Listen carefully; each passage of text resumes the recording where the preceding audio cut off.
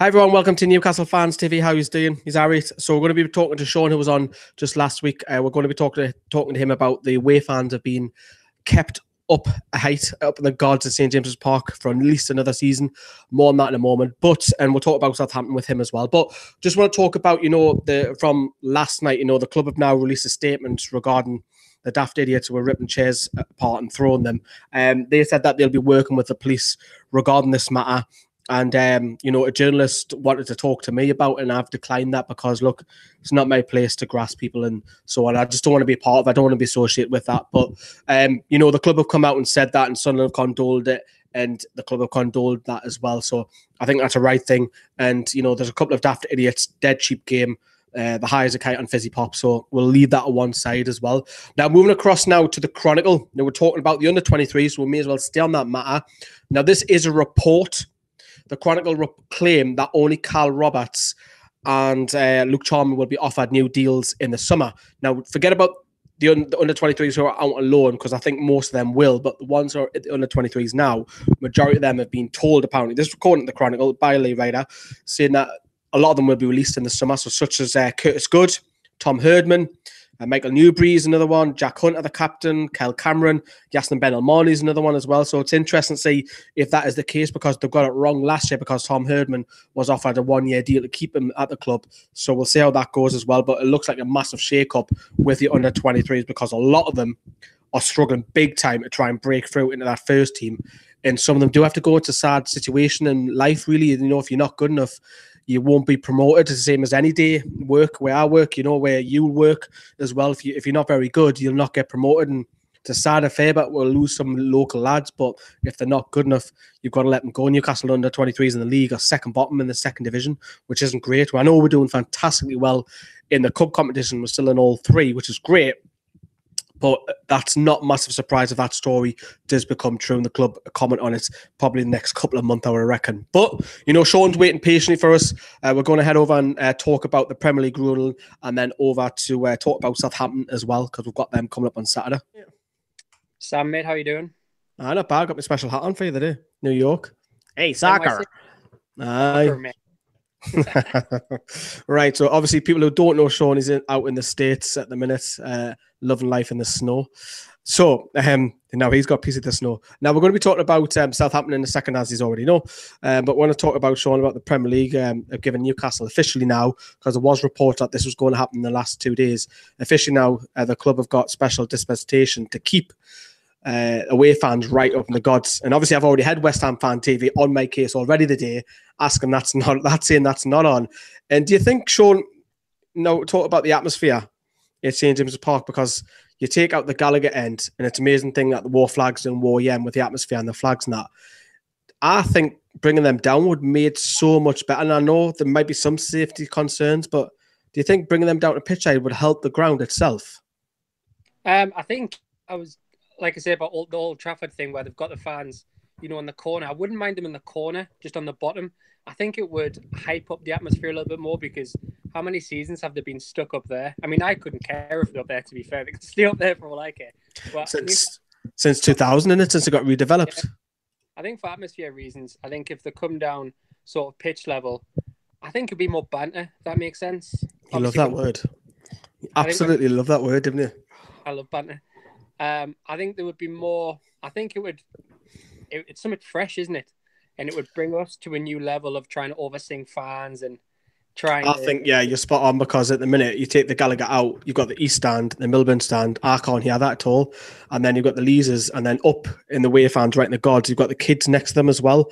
And yeah, you might get the odd one or two singing, but every time I see vloggers on YouTube, all they're doing stand there going, they're not like singing as well.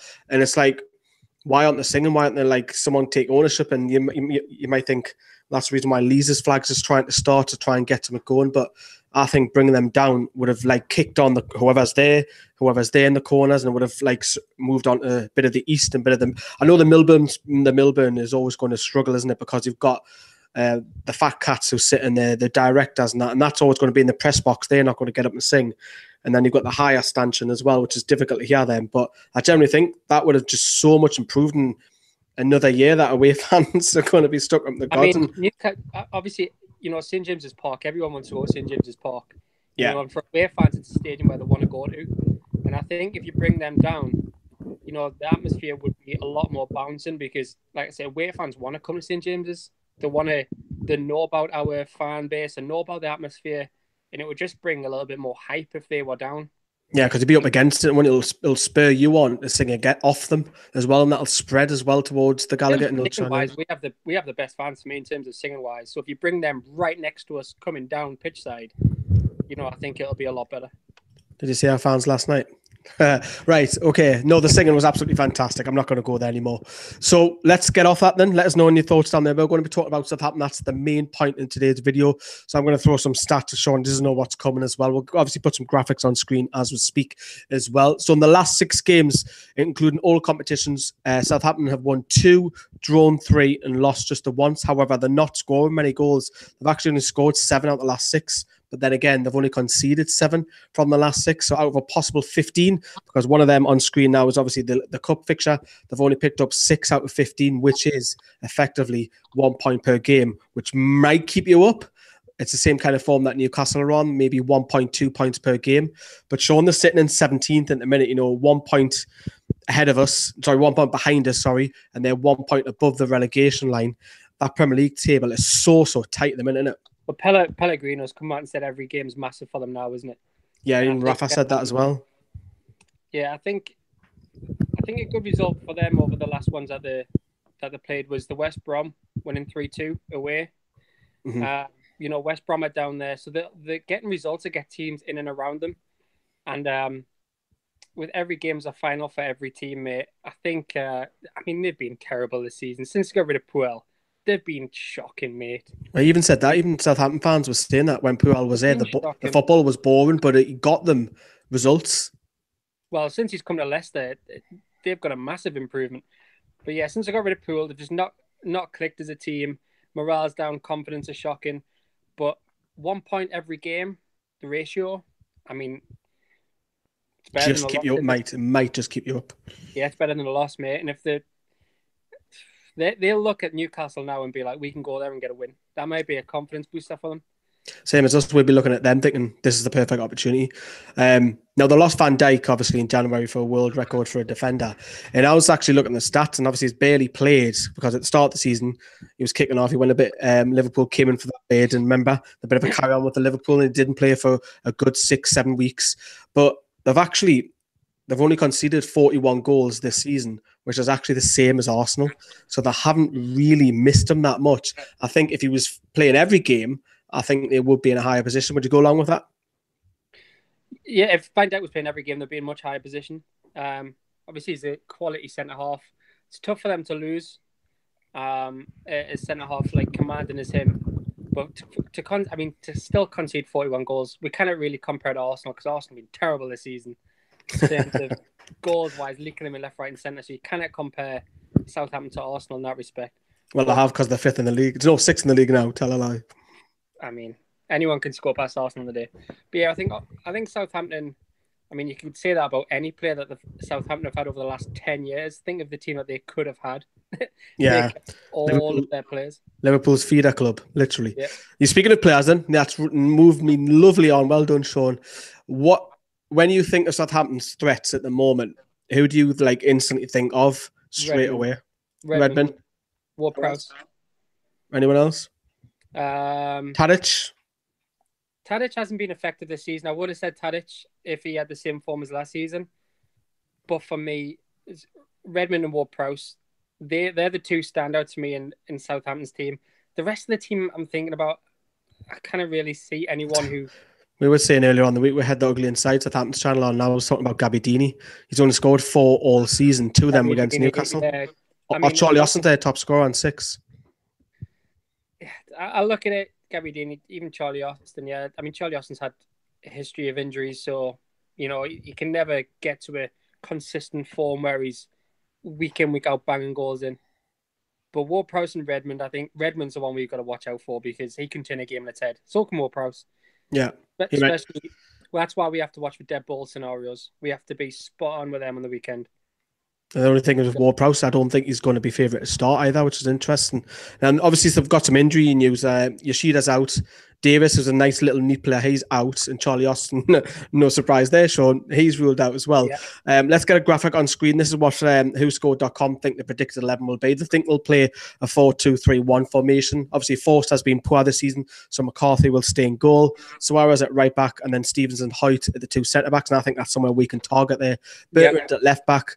And then Ramau, Lemina, and them two to hold in defensive midfield role. And then probably Boufal. Maybe one more Ward-Prowse might play there. Tadic, Redmond, and then new signing Carrillo as well. Do you think Ward-Prowse will play, or do you think there'll be any changes to that lineup? I think when you're down the bottom of the league, you have to be looking at every single scenario of where you can score goals. So I think that dead ball scenario, because we're terrible at defending dead ball situations. So I think Southampton will look at that and think aerial battles. If we can get Ward-Prowse on the ball, either whipping crosses in or from free kicks, corners, I think that's going to have to be a big something for Southampton. So if he doesn't start, I'll be well shocked. Okay, we'll say Boufal because he's like hit and miss, isn't he? Strengths and styles. Let's get another graphic on screen for you. So this is again from WhoScored.com. They say that shooting from free kicks, ironically, Ward-Prowse has been talking about him stealing the ball off the opposition. So maybe that's a high press game that they might come on. Predominantly go down that left flank, which you would expect again. Redmond to play there, play with width again to get the ball out wide. Rotate a lot, which surprised me with Pellegrino as well, but they're not very aggressive. The weaknesses, let's flip it on the other side. Finishing, no surprise there. Chances created, again, and against them as well. They do give you a lot of chances. Defending against long shots, they don't keep the lead particularly well as well. Aerial duels, which surprised me a little bit, and they're all prone to do that daft individual errors. So do you take anything from the strengths and weaknesses there, Shaun? The high press, I don't think they'll come to St. James's in high press. You think they'll sit? I think they'll sit. I think they'll sit and try and for the first 20 minutes, get a feel of the game, get a feel of how we're up for it. Like how we've got an attack, haven't we? Surely we've got an attack. Yeah, if we're attacking, if we're defending, are we trying to find a balance there? So I think they'll come and sit and try and feel the way and try and create one or two chances. Width, yeah, mate. I mean, like I said, Redmond, I think they'll try and get him on the ball as much as possible. Try and attack, because if we attack and our fullbacks get high up the field to try and create width from our width, it's, Boufal, Redmond and Ward-Prowse, if them three can get on the ball, quick transition into our half, it's going to be scary. It's interesting then. Are you going to give us a score prediction? I've already gone already this week that we'll have to win this, so I've already said 2-0, so I can't really change my prediction. What do you reckon? I think we'll win. I think it'll be suicide if we don't. I'm going to go 2-1. I think Southampton will score because we're prone to just a little bit sloppy defending. I think Southampton will score. I think they'll catch us on a break. I think we'll be trying, and I think we'll be on top most of the game and trying to score when you're on top. I think that's what we'll try and do, and I think they'll hit us on a counter. Okay. And get a goal in. Or a dead ball scenario, which I said that I think they're going to look at. They're going to look at counter and dead balls. I think that's their two main priorities. And sitting back and, like I said, trying to get a feel of the game. Champion, let us know what you think, what Shaun says about that as well. Obviously, we've got a bit of a gap after this game as well, Shaun, so I'll try and get you on for maybe one of the live videos that we're going to be doing as well, or maybe another video as well. We'll get you on as well. So let us know about what we've talked about, the under-23s, the players being potentially leaving, the Premier League ruling as well, and also the Southampton fixture, which is coming up as well. Obviously, fan cams are back. Thank God. We're back at the home game. It feels like I haven't been to St. James's for ages as well. So we'll obviously be there with the team as well, recording news lots. So do come up, usual place, same time. Shaun, thank you very much for coming on again, man. No worries, fella. Pleasure. Yeah, no worries. And Shaun's a soccer coach. Sorry, Shaun, I had to get that in. Right. Thank you very much for watching. See you later. Bye-bye.